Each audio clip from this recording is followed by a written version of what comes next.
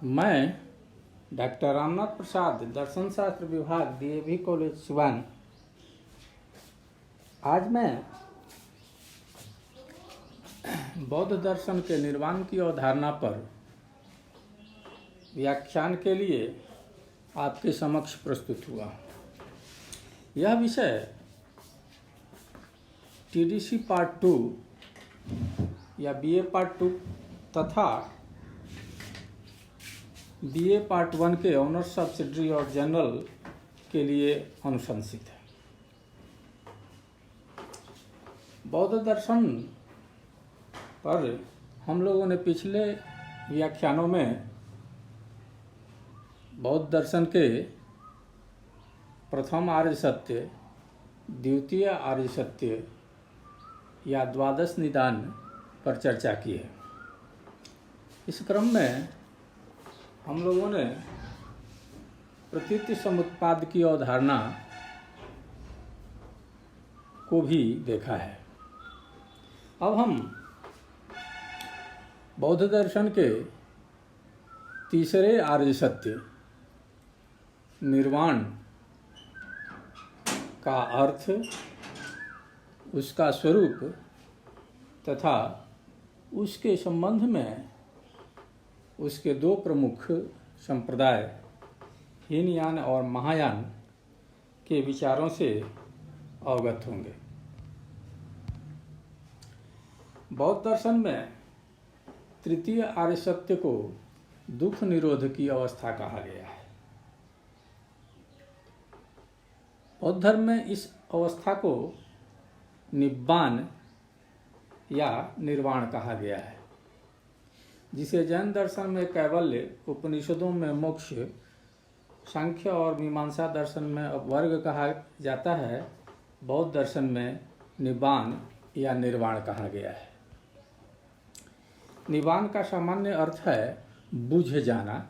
जैसे दीपक बुझ जाता है तो निब्बान दीपो ऐसा कहा जाता है, तो उसमें निब्बान का अर्थ बूझने से होता है।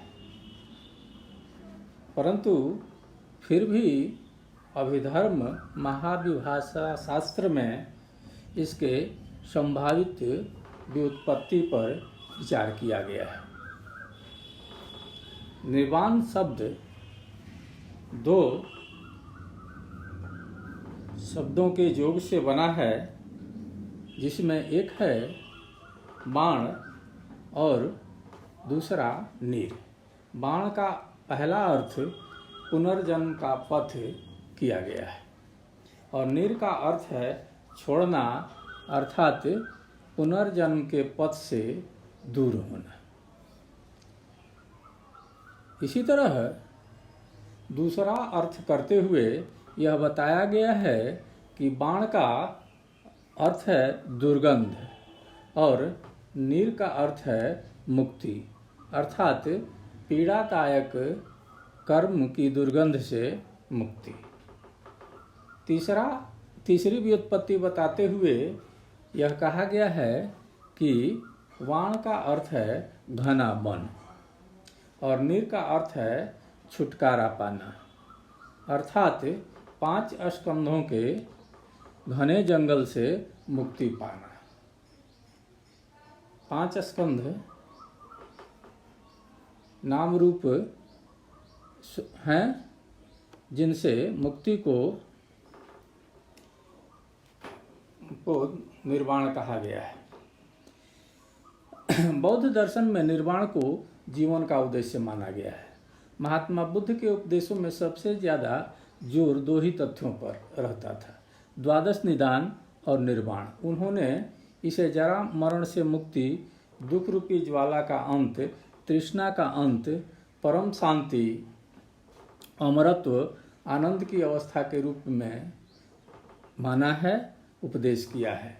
वे उपदेश करते थे और तत्वमीमांसीय अवधारणाओं की व्याख्या से परहेज करते थे। परंतु बाद के विकास के क्रम में इसका अर्थात निर्वाण का विश्लेषण होने लगा और बुद्ध के बाद उनके अनुयायियों ने निर्वाण के स्वरूप कि अपने अपने ढंग से व्याख्या का प्रयास किया है। ऐसी स्थिति में निर्वाण के स्वरूप को समझने के लिए 3 स्तरों पर विचार किया जा सकता है। एक, बुद्ध के मूल उपदेशों में निर्वाण का स्वरूप। दूसरा, हीनयान संप्रदाय के अनुसार निर्वाण का स्वरूप। और महायान के अनुसार निर्वाण का स्वरूप। बुद्ध के अनुसार तृष्णा का क्षय ही निर्वाण है। तन्हाय विप्पहानेन निब्बानम इति बुच्यति।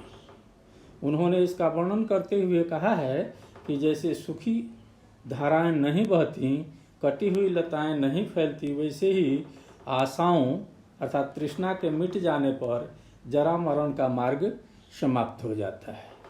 अकुशल मूल के समाप्त हो जाने पर शांति मिलती है, भव का निरोध हो जाता है, अर्थात जन्म लेने की इच्छा समाप्त हो जाती है। भिक्षुओं जिस प्रकार तेल और बत्ती से दीपक जलता है और तेल और बत्ती के समाप्त हो जाने पर दीपक बुझ जाता है, उसी तरह तृष्णा के क्षय हो जाने पर जीवन मरण की क्रिया समाप्त हो जाती है, वेदनाएं शांत हो जाती हैं। यह निर्वेद की अवस्था है। पुनः बुद्ध ने कहा है कि पुराना कर्म क्षीण हो गया, नवीन की उत्पत्ति नहीं होती, पुनर्जन्म के बीज नष्ट हो गए, कोई इच्छा नहीं रही, तो धीर पुरुष बुझे हुए दीपक के समान निर्वाण प्राप्त करते हैं। निर्वाण कैसा होता है इसका वर्णन करते हुए बुद्ध कहते हैं कि लोहे का हथौड़ा पड़ने पर चिंगारियाँ उठती हैं, वे शीघ्र ही बुझ जाती हैं और कहाँ गई पता नहीं चलता है। उसी प्रकार तृष्णा से निर्वाण प्राप्त व्यक्ति की गति के बारे में स्पष्टतः कुछ नहीं कहा जा सकता। इस प्रकार बुद्ध के उपदेशों में निर्वाण जन्म मरण का अंत है एक, दूसरा तृष्णा की ज्वाला की शांति है, तीसरा निर्वाण निर्वेद है अर्थात इसमें वेदना की समाप्ति हो जाती है, इसमें किसी तरह का दुख नहीं रहता है, और निर्वाण अवक्तव्य है अर्थात इसके बारे में कुछ कहा नहीं जा सकता है, अर्थात इसके बारे में इसको भाषा में व्यक्त नहीं किया जा सकता है।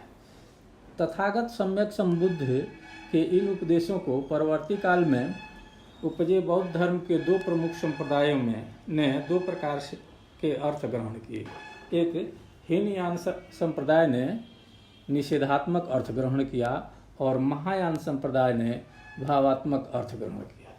हीनयान संप्रदाय निर्वाण की अवधारणा का निषेधात्मक अर्थ ग्रहण करते हैं। उनके अनुसार निर्वाण तृष्णा का क्षय है। उनके अनुसार निर्वाण शब्द निर और वान के योग से बना है।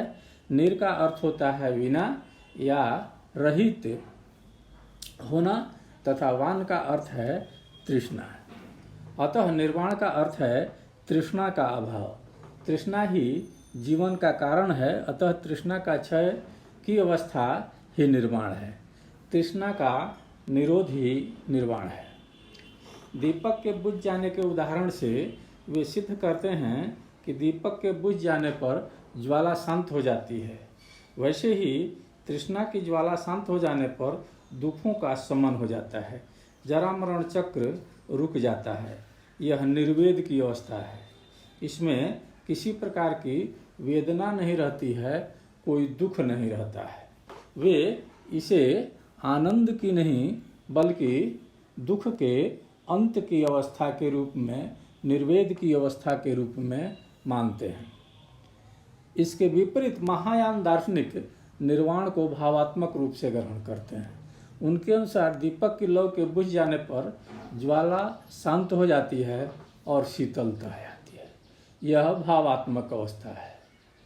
इसी तरह तृष्णा के क्षय हो जाने के बाद बेचैनी समाप्त होती है और आनंद का अनुभव होता है। यह वैसा ही होता है जैसे ऋणी को ऋण चुकाने के बाद प्रसन्नता होती है, बीमार को स्वास्थ्य लाभ पर सुख होता है, दास्ता से मुक्त होने पर दास को आनंद आता है, बड़े रेगिस्तान को पार कर पथिक को हर्ष होता है, वही सुख और आनंद जन्म मरण के भवसागर से पार करने पर होता है। इस परम सुख का वर्णन शब्दों से परे है। यह मधु से भी मीठा है, पर्वत से भी ऊंचा है तथा सागर से भी गहरा है। ये निर्वाण को भाव रूप मानने के पक्ष में तर्क भी देते हैं। उनका कहना है कि शांत और आनंद रूप निर्वाण को अभावात्मक नहीं माना जा सकता है, क्योंकि इसकी उपलब्धि होती है। इसको हम जानते भी हैं और प्राप्त भी करते हैं। अभावात्मक मानने पर उपलब्धि नहीं हो सकती है। जो उपलब्ध होता है वह अभावात्मक नहीं होता है। अभावात्मक मानने पर शील, समाधि और प्रज्ञा का कोई अर्थ नहीं रह जाता है। अष्टांग मार्ग निरर्थक हो जाएगा और इसमें किए गए प्रयास अर्थहीन हो जाएंगे। यह सार्थक है। हम निर्वाण प्राप्त करने के लिए प्रयास करते हैं। इसका अर्थ है कि निर्वाण एक भावात्मक तथ्य है।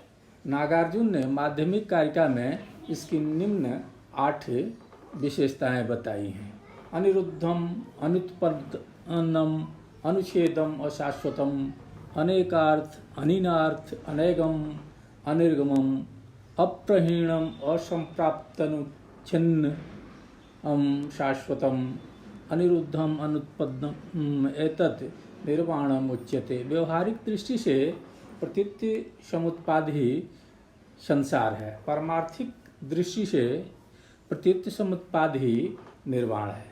संसार से भिन्न निर्वाण की कोई विशेषता नहीं है। निर्वाण से भिन्न संसार की कोई विशेषता नहीं है। अर्थात संसार और निर्वाण एक दोनों पर निर्भर करते हैं और ये दोनों प्रतीति समुत्पाद स्वरूप हैं। यह निस्वभाव है। शून्यवादी नागार्जुन इस निर्वाण को परा चतुष्कोटिक मानते हैं। अर्थात यह है, यह नहीं है, यह है और नहीं है, यह अवक्तव्य है। इन चारों तर्क वाक्यों से इसको ऊपर मानते हैं। इनको इन चारों कोटियों में किसी में भी ग्रहण नहीं किया जा सकता है, समझा नहीं जा सकता है। यह इसके परे है। इसे भाव या अभाव, भाव अभाव या अवक्तव्यम माना जा सकता है। प्रतीत समुत्पाद को भी वे ऐसा ही मानते हैं। उनके अनुसार निर्वाण को इन चारों कोटियों से एक अलग ही अनुभव से प्राप्त किया जाता है। इसे वे निर्विकल्पक प्रज्ञा कहते हैं। इस तरह हम देखते हैं कि निर्वाण जीवन का नाश नहीं बल्कि प्रतीत्य समुत्पाद का निरोध है। तृष्णा का अंत है, राग द्वेष मोह का अभाव है, वेदना का अभाव है, निर्वेद है, आनंद है। दुखों का अंत है, जीवन के बाद पुनर्जन्म का अभाव है। जन्म की जड़ तृष्णा का उच्छेद है, साथ ही साथ शाश्वत जीवन और असीमित ज्ञान तथा असीमित आनंद की अवस्था है। धन्यवाद।